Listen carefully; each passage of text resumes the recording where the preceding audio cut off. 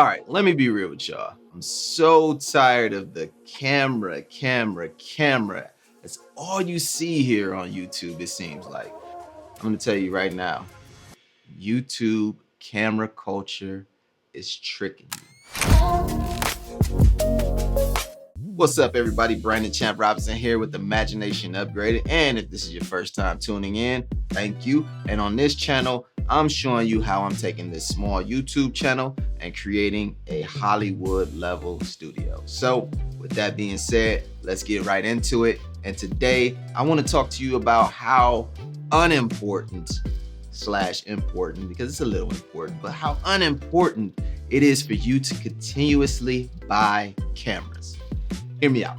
As I said in the intro, there are a lot of people doing some amazing reviews. I'm not gonna lie, I watch them and I love it, but there are a lot of people that are just doing the same reviews and it's the same cycle. It's a new camera with just a little bit of differences. And then people get excited, obviously, because it's what you love to do and it's interesting. And then you feel like you have to go out and buy a new camera. And I'm just fatigued of it. I think that's what it is mostly. Like, I just have camera review fatigue. It's not the most important part of filmmaking. And as new filmmakers, people kind of feel like you have to have the newest, latest, and greatest camera. When in actuality, you need the camera that works for you and your situation and where your level is. So I've come up with 5 reasons on why you should probably consider not buying a new camera just yet. These are some of the things that I considered before I went out and spent a boatload of money on my RED camera. So the first thing is, you should learn your current camera intimately. Yes, learn it intimately. Camera ownership should be a set of building blocks, right? So I started with the Canon T3i. And from that T3i, I purchased a Canon 7D.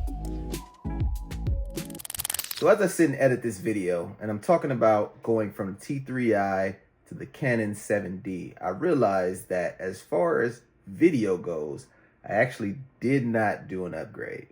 That was a lateral move.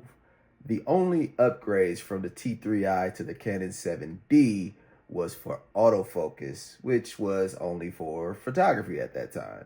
So I really just did a lateral move when I thought I was doing an upgrade, kind of like going from a Blackmagic pocket camera 6K to a Pixis. Just a lateral. From that 7D, I purchased a Canon 5D Mark III, which was an amazing camera for the time. I actually still own it and take stills with it from time to time. Then from there, I felt it was time for me to get out of the DSLR world and get into a proper video camera. So I decided to jump in by buying the Blackmagic 4K production camera. And with that camera, I made a lot of amazing things. That camera had a lot of things wrong with it. One being an internal battery that you couldn't change. 2, the highest frame rate I could get out of it was 30. And 3, the raw files were gigantic. So what did I do?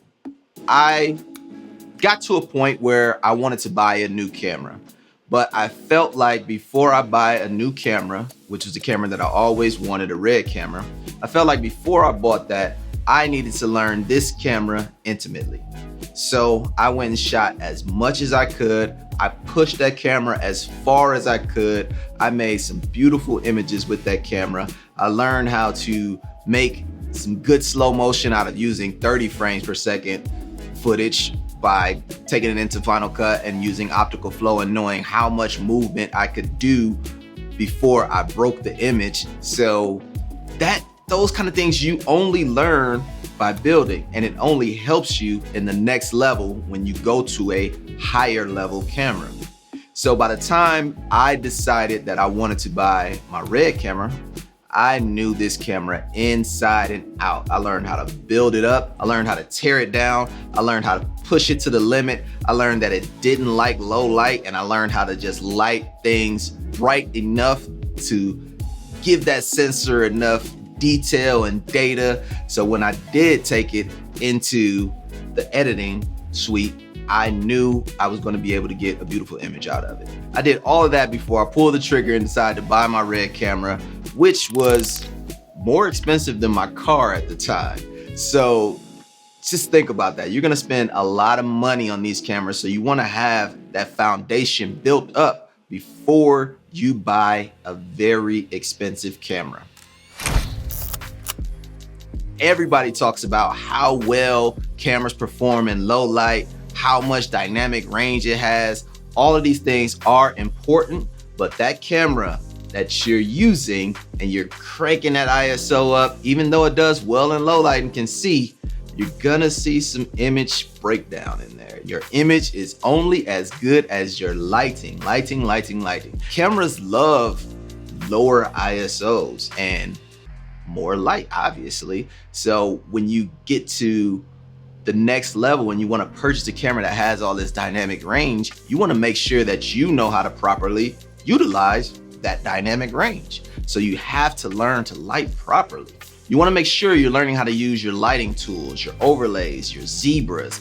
You probably want to learn how to use a light meter. You want to make sure that you understand the exposure triangle, which is aperture, shutter speed, and ISO. If you don't understand how these three things in a triangle work together, no matter what camera you pick up, you're not gonna get the image that you're looking for. So learn proper lighting.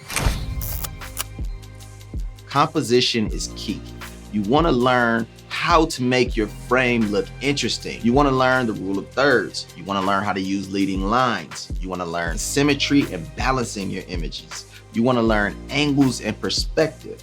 All of these things are so much more important than what camera you're using. I don't care if you shot this on the Alexa Mini LF, which is an amazing camera. This story doesn't hold me. It doesn't look good. I'm all over the place, jumping all over the frame. I don't know where to look, so who cares? You could have shot this on an iPhone with proper framing, leading lines, composition, and I'd be way more interested in that versus I shot this on Alexa 65, but I didn't know what the hell I was doing. So composition is key. Pay attention and learn that. And again, I'm gonna preach this all the time. It's practice. We're talking about practice, not the game, practice. Another thing that you definitely want to learn as a cinematographer, especially when you're coming up in the ranks and you're buying all these new cameras, the cameras shoot very flat images. You all know that by now. We all want that log image. We want that raw image. But with that, you need to learn and understand how to color grade. DaVinci Resolve is a free tool. It's used by professionals all over the world, all through Hollywood. And it's the most powerful color grading tool that I've used. I haven't used anything else, but when I started using DaVinci Resolve, back when I had the T3i and the 5D Mark III, that was when people started to look at my work differently. People understood that he's different. I don't know what it is, I can't say it. I don't know what, put my finger on it, but this doesn't look like what he was doing before. He stepped to another level. And that's because I started color grading. I learned how to use the color grading tools. I learned how to go in there and make images look great. That was something that really took my game to the next level, was learning to color grade. So download DaVinci Resolve for free. Download some footage from anywhere if you don't have your own, and start to color grade. I would say find frames. Go to shotdeck.com. Pull out frames. Try to mimic those images. Try to mimic that look. See if you can get close to what that looks like with your footage. And that will help you, when you're out on the field shooting, know what you're going for, know where you need to put lights, know how much your camera in that dynamic range can handle when you're pushing it around in DaVinci. And that's gonna be way more valuable than you buying a new camera. And finally, if I'm being quite honest, creativity will always win over camera, no matter what. I recently was just looking at something about the films that were selected in the Cannes Film Festival. Now, they usually put out a list of every camera that was used. You know, people find that interesting. But what I found interesting on it this time is there were 2 films, I believe it was 2 films, that used the Blackmagic Pocket 4K. Now, this is a camera that's about $1,500. And this is a camera that made it to the same prestigious film festival as films that were shot on, let's just say the top camera right now, Alexa Mini LF. $70,000 to $100,000, whatever that cost is. They're in the same prestigious film festival. What does that mean? These guys with the Alexa told a beautiful story. These guys with the Blackmagic told a beautiful story. Creativity versus camera. Creativity will always win. Let's be honest. Each and every one of you are going to buy a new camera. I know this isn't deterring you from doing that, and I wasn't trying to. I just want you to understand a few things. So now I'm gonna tell you when you should consider buying a new camera. You should consider buying a new camera when you have fully exhausted the capabilities of the camera that is currently in your hands. You should consider buying a new camera when your market calls for it. As you move up in the ranks, people are gonna be looking for a camera that also has moved up in the ranks. When you start to work with big crews, these cameras have certain features and functions that make it easier to work with a big crew. It makes it easier to work with your first AC. It makes it easier for lighting if you have to use filters or if you have internal NDs. It makes it easier if you need to move around fast with bigger battery packs. These little things make it easier, but that's only when your market calls for it. If you're doing local mom and pop stuff, you probably don't need a camera like an Alexa Mini LF. Also, pay attention to how much you are renting cameras. Depending on where you are, like here in California, I can go rent any camera I need at any time. Now, if I see that I have to rent an Alexa Mini so much, it may be advantageous for me to buy one now because I'm charging the company to rent that camera from another person and giving them that money, when if I own the camera, I could just get that money. And maybe that camera pays itself off in a year. Maybe that camera pays itself off in a year and a half. And then I start to make profit on it. And now I own this camera. And maybe it just looks a little bit better to producers when they look to hire me. But the first thing they're gonna see is your work. And if you don't do all of those other things I talked about before, if you don't do all those things properly, it won't show in your work, and they will not care what camera you have. In conclusion, I love camera culture on YouTube. It may have sounded like I'm hating a little bit in the beginning, but that was just to get you to watch the video.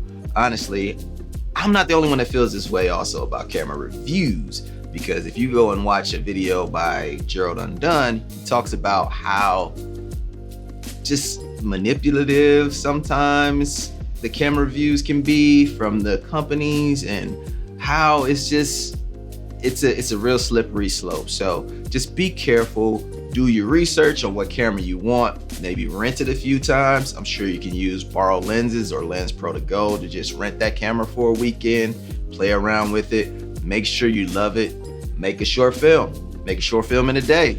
I know I'm all about that. I got my ebook coming out soon on that. I'll keep you posted. But be sure to do your research. Don't just go buy it because someone on YouTube said it. And like, even when Blackmagic announced their new Pixis camera, I did something that was so disgusting to me. I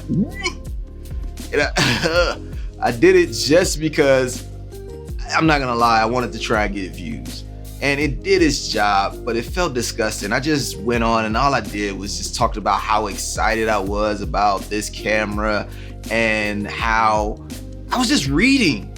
Like, why am I doing that? I was just reading and listening to what they said and just saying it back. And I know I gave some useful information about things that I want in a camera, so I don't feel too horrible about it.